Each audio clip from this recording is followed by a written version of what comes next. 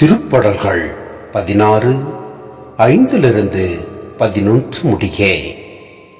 ஆண்டவர்தாமே என் உரிமை சொத்து, அவரே என் கிண்ணம், எனக்குரிய பங்கை காப்பவரும் அவரே. இனிமையான நிலங்கள் எனக்கு பாகமாக கிடைத்தன.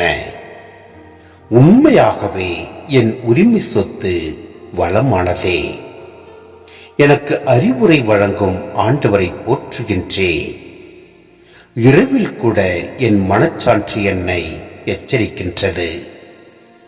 ஆண்டவரை எப்போதும் என் கண்முன் வைத்துள்ளேன். அவர் என் வலப்பக்கமுள்ளார், எனவே நான் அசைவுறேன். என் இதயம் அக்களிக்கின்றது, என் உள்ளம் மகிழ்ந்து துள்ளுகின்றது.